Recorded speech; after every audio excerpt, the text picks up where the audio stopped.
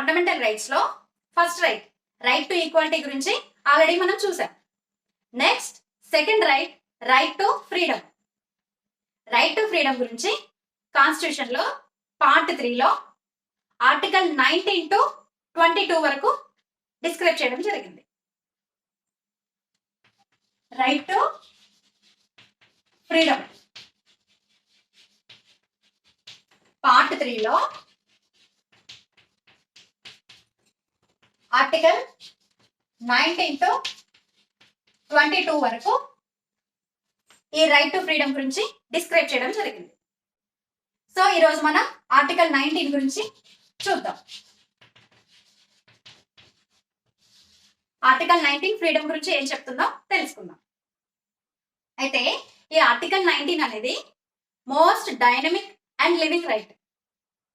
మనకి exam point of వ్యూలో కూడా చాలా ఇంపార్టెంట్.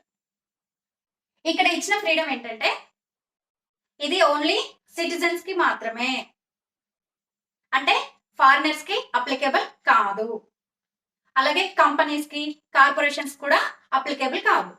ఆర్టికల్ 19 అనేది ఓన్లీ టు సిటిజన్స్. అలాగే ఇది against to state actions only. అంటే స్టేట్ అంటే గవర్నమెంట్ చేసే పనులు ఏమైనా మనకి ఇక్కడ ఇచ్చిన ఫ్రీడమ్ ని వైలేట్ చేసేలాగా ఉంటే అప్పుడు మనం డైరెక్ట్ గా సుప్రీంకోర్టుకి వెళ్ళొచ్చు, ఎందుకంటే మన ఫండమెంటల్ రైట్ వైలేట్ అవుతుందని అయిపోయిందని. అదే ఒక ప్రైవేట్ ఇండివిజువల్ లేదా కంపెనీస్ ఏవైనా మన ఫ్రీడమ్ ని వైలేట్ చేస్తే కనుక ఇక్కడ ఈ ఆర్టికల్ ఇది అప్లికేబుల్ కాదు. ఇది ఓన్లీ సిటిజన్స్ కి, అది కూడా అగైన్స్ట్ స్టేట్ యాక్షన్స్.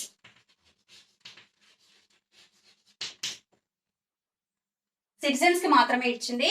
స్టేట్ ఏదన్నా ఫ్రీడమ్ ని హరించే విధంగా యాక్టివిటీస్ చేస్తే అప్పుడు ఇది అప్లికేబుల్ అవుతుంది. అంతే తప్ప ప్రైవేట్ ఇండివిజువల్ కి దీనికి సంబంధం లేదు. అంటే సిటిజన్ కి స్టేట్ కి మధ్యలో ఈ ఆర్టికల్ 19 ఉందన్నమాట. అయితే ఈ ఆర్టికల్ 19 లో క్లాస్ 1 to 6 వరకు ఉన్నాయి.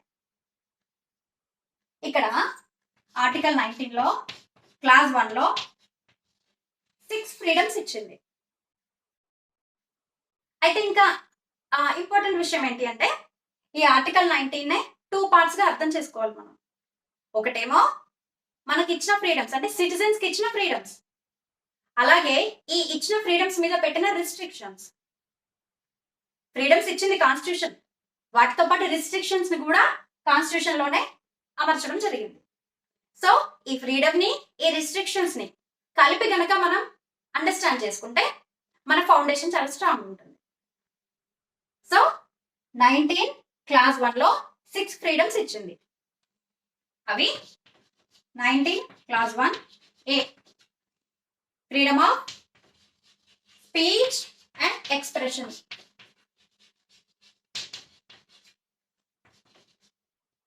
Class 1 b freedom of assemble.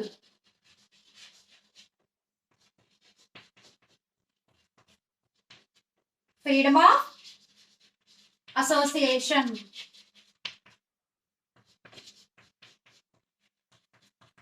Freedom of movement.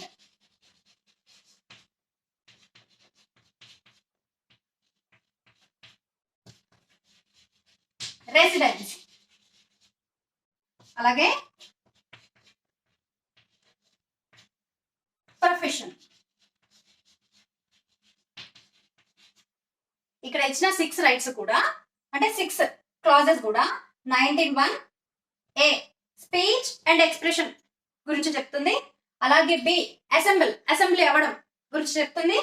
C ఏమో అసోసియేషన్, డి మూవ్మెంట్, ఈ రెసిడెన్స్ అండ్ జి ప్రొఫెషన్ లో ఫ్రీడమ్ గురించి చెప్తుంది. ఇన్ని రకాలుగా ఫ్రీడమ్స్ ని మనకి ఆర్టికల్ 19 క్లాస్ 1 ఇచ్చింది. మరి వీటి మీద రిస్ట్రిక్షన్స్ అనుకున్నాం కదా, ఆ రిస్ట్రిక్షన్స్ గురించి, అంటే ఇవన్నీ సపరేట్ కాన్సెప్ట్స్ కదా, మూవ్ అవ్వడము, స్పీచ్, అసెంబుల్, ప్రొఫెషన్ ఇవన్నీ వేరువేరుగా ఉన్నాయి. సో ఆ రిస్ట్రిక్షన్స్ ని కూడా వేటికవి సపరేట్ గా ఇవ్వడం జరిగింది. దీంట్లో క్లాస్ ఏకి అంటే స్పీచ్ అండ్ ఎక్స్ప్రెషన్ కి రిస్ట్రిక్షన్ గా 19 క్లాస్ 2, అలాగే అసెంబ్లీకి క్లాస్ 3, క్లాస్ 4, క్లాస్ 5, దీనికి కూడా క్లాస్ 5, క్లాస్ 6. అంటే ఆర్టికల్ 19(1) 6 ఫ్రీడమ్స్ ఇచ్చింది. 6 ఫ్రీడమ్స్ తోటి వాటి మీద ఒక్కొక్క ఫ్రీడమ్ కి కూడా ఒక్కొక్క టైప్ ఆఫ్ సిచ్యువేషన్స్ ని బట్టి సపరేట్ రిస్ట్రిక్షన్స్ ఇవ్వాల్సి వచ్చింది. ఎందుకంటే ఫ్రీడమ్ ఇస్తే అది మిస్యూజ్ అయ్యే ఛాన్స్ ఉంది కదా. సో దాన్ని మిస్యూజ్ అవ్వకుండా ఉండడానికి ఆ రిస్ట్రిక్షన్స్ ఏంటో వాటిని కూడా కాన్స్టిట్యూషన్ ఇవ్వడం జరిగింది. Class 2 to 6. అయితే ఇక్కడ ABCDE G రాసాము. మరి ఎఫ్ ఏంటి? ఎఫ్ ఎడిపోయింది. ఎఫ్ ఏంటి అంటే దీన్ని 44th అమెండ్మెంట్ తో 1978 లో డిలీట్ చేయడం జరిగింది. అది right to property. 44th amendment లో 1978 లో డిలీట్ చేయడం జరిగింది. అంటే ఇక్కడ మనం ప్రతిదీ కూడా ఇచ్చిన ఫ్రీడమ్స్ ని ఆ రిస్ట్రిక్షన్స్ ని కలిపి చూద్దాం. సో ఈ క్లాస్ లో ఆర్టికల్ 19 క్లాస్ 1A అంటే స్పీచ్ అండ్ ఎక్స్ప్రెషన్ లో ఏమేమి ఉన్నాయి,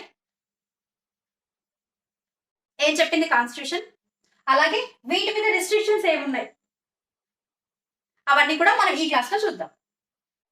ఆర్టికల్ 19 క్లాస్ 1A సిటిజన్స్ కి స్పీచ్ అండ్ ఎక్స్ప్రెషన్ లో ఫ్రీడమ్ ఇస్తుంది.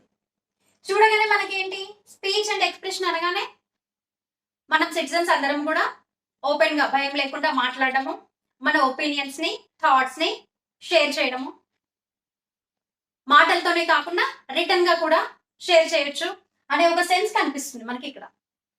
కానీ కాన్స్టిట్యూషన్ వచ్చినప్పటి నుంచి ఇప్పటి వరకు కూడా దీని స్కోప్ అనేది చాలా వైడన్ అవుతూ వచ్చింది. మరి ఎవరు పెంచుతారు దీని స్కోప్ ని? కాన్స్టిట్యూషన్ ని ఇంటర్ప్రిట్ చేసే అథారిటీ ఎవరికి ఉంది? సుప్రీంకోర్టుకి కదా. అయితే సుప్రీంకోర్టు మారుతున్న కాలాన్ని బట్టి ఈ freedom of speech and expression ని చాలా బ్రాడ్ యాంగిల్లో చూస్తుంది, ఇంటర్ప్రిట్ చేసింది. సో అవన్నీ కూడా మనము ఒక క్రోనాలజికల్ ఆర్డర్ లో సుప్రీంకోర్టు ఎప్పుడెప్పుడు ఏమేమి చెప్పింది, ఏమేమి పాయింట్స్ వచ్చి ఇక్కడ యాడ్ అయ్యాయి స్పీచ్ అండ్ ఎక్స్ప్రెషన్ లో అనేది చూద్దాం. First, criticising government. అంటే గవర్నమెంట్ ని క్రిటిసైజ్ చేయడం కూడా స్పీచ్ అండ్ ఎక్స్ప్రెషన్ లో భాగమే అని చెప్పింది సుప్రీంకోర్టు. అంటే జస్ట్ మాట్లాడము, గవర్నమెంట్ చేసే పనుల గురించి మాట్లాడటమే కాకుండా గవర్నమెంట్ చేసే పాలసీస్, యాక్టివిటీస్, డెసిషన్ మేకింగ్ లో ఏమన్నా తప్పులు ఉంటే కనుక, కరెక్ట్ గా లేకపోతే అది బాగా లేదు అని ఓపెన్ గా భయం లేకుండా గవర్నమెంట్ ని క్రిటిసైజ్ చేసే రైట్ కూడా ఒక సిటిజన్ కి ఉంది. అది కూడా స్పీచ్ అండ్ ఎక్స్ప్రెషన్ లో పార్టే అని సుప్రీంకోర్టు చాలా క్లియర్ గా చెప్పడం జరిగింది. ఎప్పుడు అంటే Romesh Thapar versus state of Madras కేసులో 1950లో సుప్రీంకోర్టు ఇది చెప్పడం జరిగింది. Criticising the government is also part of speech and expression అని చెప్పడం జరిగింది. అలాగే freedom of press, press printing, దీంట్లో కూడా అంటే మన ఒపీనియన్స్ ని, మన థాట్స్ ని ప్రింట్ చేయడము, పబ్లిష్ చేయడము, సర్క్యులేట్ చేయడము, అది అంతా కూడా దీంట్లో భాగమే అవుతుంది అని చెప్పడం జరిగింది. ఎందుకు చెప్పాల్సి వచ్చింది అంటే ఆ టైంలో, ఒక టైంలో గవర్నమెంట్ ప్రింటింగ్ మీద అంటే ప్రెస్ మీద చాలా రిస్ట్రిక్షన్స్ పెట్టడం వల్ల అది సుప్రీంకోర్టు వరకు కేసు వెళ్ళడము. అప్పుడు సుప్రీంకోర్టు ఇది కూడా అంటే ప్రింటింగ్ ప్రెస్ మన అంటే థాట్స్ చెప్పడమే కాదు, పబ్లిష్ చేయొచ్చు, సర్క్యులేట్ చేయొచ్చు, దాని మీద గవర్నమెంట్ ఎలాంటి రిస్ట్రిక్షన్స్, లిమిట్స్ పెట్టడానికి, కంట్రోల్ చేయడానికి ఛాన్స్ లేదు, ఇది ఫండమెంటల్ రైటే అని చెప్పడం జరిగింది. ఎప్పుడు అంటే Bennett Coleman versus union government of India 1973లో. ఫ్రీడమ్ ఆఫ్ ప్రెస్ కూడా స్పీచ్ అండ్ ఎక్స్ప్రెషన్ లో పార్ట్ అని చెప్పడం జరిగింది. అలాగే right to know or information. Right to know తెలుసుకోవడం. ఇప్పుడు మనం గవర్నమెంట్ గురించి చెప్పడం మాట్లాడడం అన్నాం కదా. సో అసలు గవర్నమెంట్ ఏం చేస్తుంది, గవర్నమెంట్ దగ్గర ఏం డేటా ఉంది, అలాంటివన్నీ మనం తెలుసుకుంటేనే కదా మనం మాట్లాడగలుగుతాం, మనం చెప్పగలుగుతాం, ఆర్ మనం క్రిటిసైజ్ చేయగలుగుతాం. సో నో టు నో అంటే తెలుసుకోవడం కూడా మన రైటే, దీంట్లో భాగమే. స్పీచ్ అండ్ ఎక్స్ప్రెషన్ లో తెలుసుకోవడం, రైట్ టు ఇన్ఫర్మేషన్ కూడా భాగమే అని చెప్పడం జరిగింది. ఎప్పుడు అంటే state of UP versus Raj Narayan కేసులో 1975 లో సుప్రీంకోర్టు చెప్పడం జరిగింది. మనకు తెలుసు కదా రైట్ టు ఇన్ఫర్మేషన్ యాక్ట్ ఉంది, RTI 2005 మోస్ట్ పవర్ఫుల్ కదా. అయితే ఈ రైట్ కి 19 క్లాస్ 1A కి రిలేషన్ అంటే ఇప్పుడు అర్థమైంది కదా. ఈ 19 క్లాస్ 1A లో ఏని ఇంప్లిమెంట్ చేయడానికి అంటే ఎన్ఫోర్స్ చేయడానికి RTI 2005 వచ్చింది, రైట్ టు ఇన్ఫర్మేషన్ యాక్ట్. అలాగే ఇంకో విషయం, right to silence. Right to silence కూడా స్పీచ్ అండ్ ఎక్స్ప్రెషన్ లో భాగమే. అంటే మనం మాట్లాడడాన్ని అంటే స్పీచ్ ని ఎవరు ఆపడానికి వీల్లేదు, అది మన రైట్, ఫండమెంటల్ రైట్ అని తెలిసింది. అయితే నాట్ టు స్పీక్, మాట్లాడకుండా ఉండడం కూడా ఈ స్పీచ్ లో భాగమే, ఈ ఎక్స్ప్రెషన్ లో భాగమే. అంటే గవర్నమెంట్ ఫోర్స్ చేసి మనకి ఇష్టం లేకుండా బలవంతంగా ఏది కూడా చెప్పించడానికి మాట్లాడించడానికి ఛాన్స్ లేదు.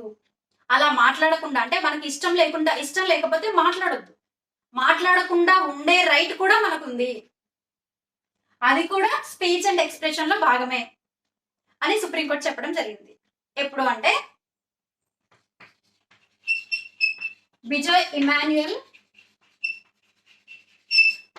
వర్సెస్ స్టేట్ ఆఫ్ కేరళ 1986 లో. అంటే ఇక్కడ ఈ కేసెస్ లో ఒక్కో విషయం వస్తున్నప్పుడు అది సుప్రీంకోర్టు వరకు వెళ్ళినప్పుడు సుప్రీంకోర్టు అప్పుడు ఈ స్పీచ్ అండ్ ఎక్స్ప్రెషన్ లో ఇవన్నీ కూడా పార్ట్ అవుతాయని చెప్పడము, అలా దీని స్కోప్ బ్రాడ్ అవ్వడం జరుగుతుంది. నెక్స్ట్ ఏం చెప్పింది అంటే ఆర్టిస్టిక్ ఎక్స్ప్రెషన్.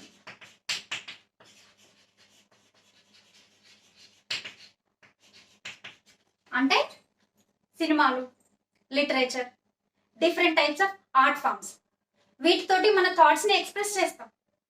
సో అది కూడా స్పీచ్ అండ్ ఎక్స్ప్రెషన్ లో భాగం అని సుప్రీంకోర్టు రంగరాజన్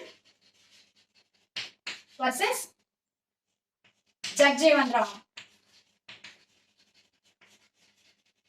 కేసులో 1989 లో చెప్పడం జరిగింది.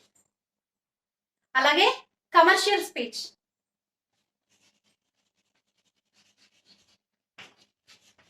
అంటే అడ్వర్టైజ్మెంట్స్, ఇవి కూడా దీంట్లో భాగం, స్పీచ్ అండ్ ఎక్స్ప్రెషన్ లో భాగం అని చెప్పడం జరిగింది. అంటే అడ్వర్టైజ్మెంట్ అంటే ఒక ఐటెం, ఒక వస్తువు ప్రైస్, దాంట్లో వాడిన ఇంగ్రీడియంట్స్ అది చెప్పడం జరుగుతుంది, అది చెప్పడం. అలాగే కన్స్యూమర్స్ గా మనం దాన్ని తెలుసుకోవడం, ఇన్ఫర్మేషన్ తెలుసుకోవడం జరుగుతుంది.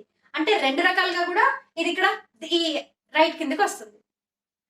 దీన్ని supreme court Tata press versus MTNL కేసులో 1995 లో చెప్పడం జరిగింది. అలాగే బ్రాడ్కాస్టింగ్ అంటే టీవీ, రేడియోస్ ఇలాంటి వాటిలో టెలికాస్ట్ చేయడం కూడా స్పీచ్ లో అంటే ఎక్స్ప్రెషన్ లో భాగమే, అవన్నీ కూడా ఎక్స్ప్రెస్ చేయడంలో భాగమే కదా. సో అది కూడా ఈ రైట్ కిందకి వస్తుంది అని supreme court ministry of information and bureau versus cricket association of Bengal కేసులో 1995 లో చెప్పడం జరిగింది. అలాగే దీంతో పాటు ఇంటర్నెట్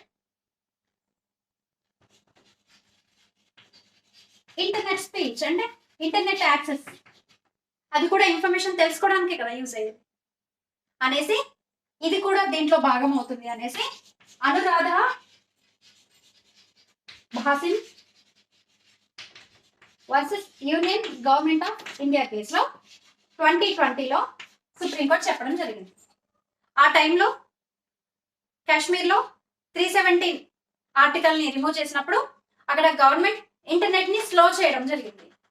స్లో చేయడం జరగడంతో రిపోర్టర్స్కి ఇన్ఫర్మేషన్ వెళ్ళడం కానీ, షేర్ చేయడం కానీ, ఇంటర్నెట్ యాక్సెస్ ఎలాంటిది కూడా పబ్లిష్ చేయడానికి లేకపోయింది. సో దాని మీద సుప్రీంకోర్టుకి వెళ్ళడం, సుప్రీంకోర్టు ఈ ఇంటర్నెట్ యాక్సెస్ కూడా ఇన్ఫర్మేషన్ తెలుసుకోవడంలో భాగమే, ఇన్ఫర్మేషన్ ని షేర్ చేయడం అండ్ తెలుసుకోవడంలో ఇంటర్నెట్ యూజ్ అవుతుంది కాబట్టి ఈ ఇంటర్నెట్ యాక్సెస్ కూడా ఇది కూడా మనకి స్పీచ్ అండ్ ఎక్స్ప్రెషన్ లో భాగం అవుతుంది అనేసి చెప్పడం జరిగింది చాలా రీసెంట్ గా. ఇలా 1915 రమేష్ థోపర్ కేసుతో స్టార్ట్ అయ్యి ఇక్కడ వరకు కూడా ప్రతిసారి సుప్రీంకోర్టు దీని స్కోప్ ని పెంచడం జరిగింది. అంటే సిటిజన్స్ వాళ్ళ ఫ్రీడమ్ ని ఎంత బాగా యూజ్ చేసుకోగలిగితే డెమోక్రసీ అంత కరెక్ట్ గా ఫుల్ఫిల్ అవుతుంది. సో సిటిజన్ కి ఉన్న ఈ రైట్ అనేది చాలా వైడెన్ కాలాన్ని బట్టి మారుతూ వస్తుంది అని చెప్పడం జరిగింది. అలాగే ఇక ముందు కూడా ఇంకా ఇది ఖచ్చితంగా మారే ఛాన్సెస్, అంటే ఇంకా వైడెన్ అయ్యే ఛాన్సెస్ అయితే ఖచ్చితంగా ఉన్నాయి.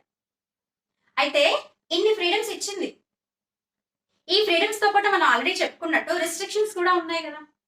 ఫ్రీడమ్ ఒక్కటే ఇచ్చేస్తే అది మిస్యూజ్ అయ్యే ఛాన్స్ ఉంది కదా.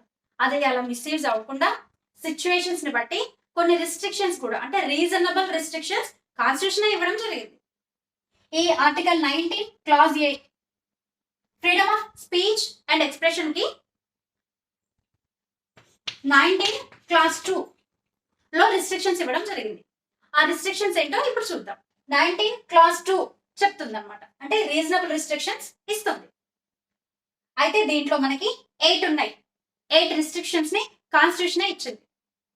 అవేంటి అంటే sovereignty and integrity of India, అంటే ఇండియా సావరినిటీ అండ్ ఇంటిగ్రిటీని దెబ్బతీసేలాగా మన స్పీచ్ అండ్ ఎక్స్ప్రెషన్ ఆ రైట్ ని మనం యూజ్ చేయొద్దు, అలా వాడకూడదు. అంటే ఇండియాలో ఒక ఏరియా ఇండియా నుంచి విడిపోవాలని అనుకుంటుంది, సో దాన్ని మనం సపోర్ట్ చేస్తూ, ఫర్ ఎగ్జాంపుల్ ఖలిస్తాన్ ఉంది, దాన్ని సపోర్ట్ చేస్తూ మనం ఏది మాట్లాడడానికి ఎక్స్ప్రెస్ చేయడానికి వీలేదు. ఇది ఒక రిస్ట్రిక్షన్ అన్నమాట. అంటే ఇండియా ఇంటిగ్రిటీని కాపాడాలి, దెబ్బతీసే విధంగా ఉండదు. అలాగే security of the state, security అంటే మిలిటరీ ఆపరేషన్స్ జరుగుతూ ఉంటాయి, సర్జికల్ స్ట్రైక్ జరుగుతూ ఉంటాయి, దానికి సంబంధించి ఏమన్నా వాళ్ళ మూవ్మెంట్, మిలిటరీ వాళ్ళ మూవ్మెంట్ ఏదన్నా మనకు తెలిసినా సరే దాని రైట్ ఉంది కదా, ఎక్స్ప్రెస్ చేసే షేర్ చేసే రైట్ ఉంది కదా అని దాన్ని చెప్పడం, అంటే దానివల్ల మన సెక్యూరిటీకి ఇబ్బంది అవుతుంది కదా, అలాంటి పనులు మనం చేయకూడదు. అది ఒక రీజనబుల్ రిస్ట్రిక్షన్. అలాగే friendly relation with foreign states, ఇండియాకి ఫ్రెండ్స్ ఉంటారు కదా స్టేట్స్, ఫారిన్ స్టేట్స్, వాటికి సంబంధించి ఏదైనా మనం ఒక నెగిటివిటీ క్రియేట్ చేసి దాన్ని ప్రోపగేట్ చేస్తే అది ఇండియాకి ఆ కంట్రీకి మధ్య ఫ్రెండ్షిప్ కి డిస్టర్బెన్స్ అయినట్టే కదా. సో ఇలాంటివి వాటిల్లో మనం ఆ ఫ్రీడమ్ ని, ఆ ఎక్స్ప్రెషన్ ని కొంచెం కంట్రోల్లో పెట్టుకోవాలి అని చెప్తుంది. ఫ్రెండ్లీ రిలేషన్స్ విషయంలో రీజనబుల్ రిస్ట్రిక్షన్ ఇచ్చింది. అలాగే పబ్లిక్ ఆర్డర్, మనం చెప్పే మాటలు చేసే ఎక్స్ప్రెషన్ వల్ల పబ్లిక్ ఆర్డర్ కి ఎలాంటి దెబ్బతినడానికి లేదు. అలాగే డీసెన్సీ అండ్ మొరాలిటీ, మొరాలిటీని డీసెన్సీని దృష్టిలో పెట్టుకొని మనం ఈ రైట్ ని వాడుకోవాలి. కంటెంప్ట్ ఆఫ్ కోర్ట్, అంటే కోర్టు విషయంలో కూడా అనవసరంగా ఫర్ ఎగ్జాంపుల్ కొంతమంది జడ్జెస్ కరప్టెడ్ ఉన్నారు అని వితౌట్ ప్రూఫ్ గా మాట్లాడడం, ప్రోపగేట్ చేయడం, అలాంటి ఫీలింగ్స్ ని ఎక్స్ప్రెస్ చేయడానికి లేదు, కంటెంప్ట్ ఆఫ్ కోర్ట్ కిందకి వస్తుంది. సో ఇది కూడా రీజనబుల్ రిస్ట్రిక్షన్. అలాగే డిఫేమేషన్, ఒక ఎవరిదైనా ఒక కంపెనీది కావచ్చు, ఒక ఇండివిజువల్ గవర్నమెంట్ కావచ్చు, లేకపోతే ఇండివిజువల్ కావచ్చు, ఎవరిని కూడా డిఫేమ్ చేసేలాగా మనం మాట్లాడకూడదు. ఈ ఉన్న రైట్ ని ఒక పాజిటివ్ కోసం, ఒక డెమోక్రసీలో ఒక యాక్టివ్ పార్టిసిపేషన్ కోసం వాడుకోవాలి కానీ ఎవరిని డిఫేమ్ చేయడానికి కాదు. ఇది ఒక రీజనబుల్ రిస్ట్రిక్షన్. అలాగే ఇన్సైట్మెంట్ అండ్ అఫెన్స్, రెచ్చగొట్టడం, ఇంకా చాలా వైలెన్స్ కి దారి తీయడం, ఇలా తీవ్రమైన చర్యలకి దారి తీసేలాగా మన స్పీచ్ అండ్ ఎక్స్ప్రెషన్ ఉండకూడదు అని ఈ 8 రీజనబుల్ రిస్ట్రిక్షన్స్ ని మనకి కాన్స్టిట్యూషన్ ఇచ్చింది. ఫ్రీడమ్ ఇచ్చింది, దాన్ని వాడుకుందాము, దాన్ని కంట్రోల్లో వాడుకోవాలి అనే ఉద్దేశంతో ఈ 8 రీజనబుల్ రిస్ట్రిక్షన్స్ ఇవ్వడం జరిగింది. అయితే ఈ ఎగ్జామ్ పాయింట్ ఆఫ్ వ్యూలో ఇవన్నీ కూడా చాలా ముఖ్యమే. ఈ ఆర్డర్ కూడా ముఖ్యమే, కొన్నిసార్లు అడిగే ఛాన్స్ ఉంటుంది. మెయిన్స్ లో అయితే ఆర్డర్ కంపల్సరీగా గుర్తుంచుకోవాల్సి ఉంటుంది. సో దీనికోసం మనం ఒక షార్ట్ కట్ ఫామ్ ఏంటంటే student selected for police department can do investigation. SSFPDCDI. SSFPDCDI అంటే దీన్ని ఒక కోడ్ లాంగ్వేజ్ లో గుర్తుపెట్టుకోవాలంటే అలా అనమాట. Student selected for police department can do investigation. Just అలా ఈ ఆర్డర్ ని గుర్తుంచుకోవడానికి మనకు అదొక కోడ్ అనమాట. ఎగ్జామ్ లో ఆర్డర్ పెట్టండి 1 2 3 3 2 4 ఏది కరెక్ట్ అని అలాంటి స్టేట్మెంట్ ఇచ్చే ఛాన్స్ ఉన్నప్పుడు మనకి ఇది చాలా యూజ్ అవుతుంది. అలాగే మెయిన్స్ లో రాయడానికి కూడా చాలా హెల్ప్ఫుల్ అవుతుంది. ఈ విధంగా ఆర్టికల్ 19 లో ఫ్రీడమ్ ఆఫ్ స్పీచ్ ఏ ని పెట్టడము, దాన్ని సుప్రీంకోర్టు చాలా బ్రాడన్ గా ఇంటర్ప్రిట్ చేయడము, డైనమిక్ గా ఉండడము, అలాగే దానికి సంబంధించిన రెస్ట్రిక్షన్స్ క్లాస్ 2 లో ఇవ్వడము, ఇవన్నీ కూడా జరిగాయి. మీకు ఈ క్లాస్ నచ్చితే గనక సబ్స్క్రైబ్ చేయండి, షేర్ చేయండి.